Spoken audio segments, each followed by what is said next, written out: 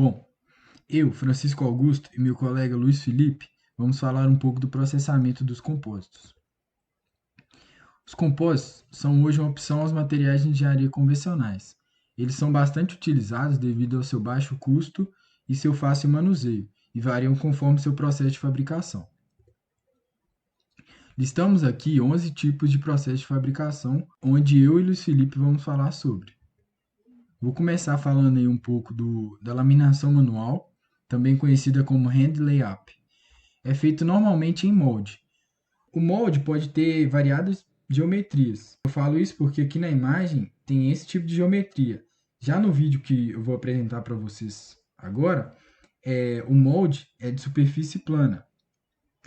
A matriz é aplicada sobre o reforço. Essa matriz é a resina com cargas minerais. E esse reforço é a manta, formando laminação de camadas sobrepostas.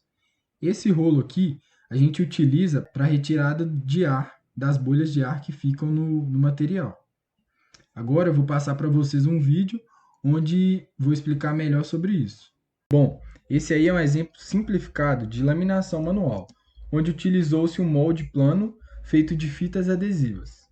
Primeiramente, aplica-se uma camada de fibra de carbono que receberá uma lâmina de espuma PVC e, posteriormente, outra camada de fibra de carbono. A primeira camada é inteiramente laminada pela resina, cuja aplicação deve ser em apenas uma direção para ser uniforme. Em seguida, aplica-se a mesma resina na espuma, que deve conter furos para evitar a formação de bolhas de ar. A segunda camada de fibra de carbono é colocada sobre a espuma, revestida pela resina e uniformizada com as mãos, que neste caso faz o papel do rolo. Após a aplicação da resina, cobre-se o molde com um tecido sintético denominado de peel ply. Com material seco, será feito o desmolde, que começa com a retirada do peel ply, seguido pelo descolamento do conjunto com auxílio de um material pontiagudo. Aqui é testada a resistência do material e seu peso. A pultrusão consiste num processo contínuo de fabricação de perfis compostos, constituído por uma matriz e pelo elemento de reforço. O processo consiste em puxar as fibras embebidas na resina através de uma fieira ou molde. Vale ressaltar também que esse nome pultrusão advém do inglês to pull, que significa puxar. Aí a gente tem uma animação bastante intuitiva de cada etapa do processo. Aí a gente tem a prateleira dos rovings, onde os rovings, juntamente com a manta, é passado pela fieira, embebido na resina e é direcionado ao molde de placas de aquecimento. Logo depois ele vai para essa bancada de resfriamento, sendo puxado pelo sistema de tração alternativa e o material vai para a bancada de cortes. Aqui temos um GIF que demonstra muito bem.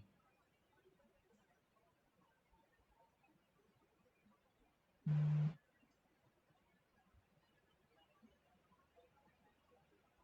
processo de moldagem por injeção consiste em forçar por uma rosca simples a entrada de material fundido para o interior do molde. O equipamento é composto pelo funil de alimentação, cilindro de plastificação, rosca contínua dentro do cilindro e o molde. Esse processo é dinâmico e cíclico, que pode ser dividido em 6 etapas, que eu vou citar nos próximos slides agora. A primeira etapa é o fechamento do molde. É necessário para suportar alta pressão no interior da cavidade no momento de injeção. Da primeira imagem para a segunda, vocês podem ver esse fechamento do molde. A dosagem consiste no funil recebendo material sólido, que é encaminhado para a rosca no interior do cilindro, onde é aquecido até a fusão. Aqui o funil, material sólido, aquecido dentro do funil, ocorrendo a fusão. Terceiro passo é o preenchimento ou injeção. Com o cilindro cheio de polímero fundido, a rosca para de girar e empurra o material através do bico, preenchendo o molde. O recalque. Para evitar que ocorra o retorno de fluido e contrações na peça, é aplicada uma pressão de recalque na rosca. O processo de resfriamento consiste no tempo necessário para a peça se solidificar totalmente. Ele pode ser a temperatura ambiente ou por refrigeração líquida. depende da máquina ou do material. A extração do produto já resfriado se dá através do mecanismo interno no molde. Agora, eu vou apresentar um GIF para vocês que consiste aí no fechamento, processo de injeção seguido pelo recalque, o resfriamento e a extração da peça por último. Filamento contínuo consiste no processo de molde aberto automatizado que utiliza o mandril rotativo como molde. Os rolls são embebidos na resina e são puxados pelo mandril rotativo. Esses rovens de fibra, eles atuam como reforço e são colocados em ângulos pré-determinados para compor a forma do produto, que geralmente é de forma oca e de superfície cilíndrica. Agora vamos apresentar um vídeo explicando detalhadamente o processo.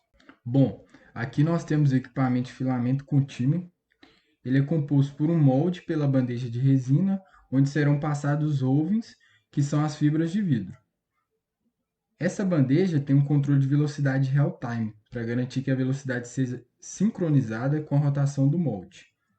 Essa aí é a prateleira dos rovens, que nesse caso possui uma capacidade para até 60 rovens. O fechamento controlado de camadas deve garantir que o molde seja 100% coberto. Aqui temos a aplicação do véu, que é um filamento contínuo de fibra de vidro revestido por plástico filme. Por fim, está mostrando a aplicação das camadas de fibra, que devem ser mescladas entre cruzados e paralelos para garantir o cobrimento total desse molde. O spray-up, que é também conhecido como laminação à pistola, é bastante utilizado na produção de peças de grande e médio porte. Esse processo consiste na aplicação de rovens picados, que são lançados através de um jato de resina diretamente no molde. Posteriormente, é preciso passar o rolo para acomodar esse composto no molde, bem como também a retirada das bolhas de ar.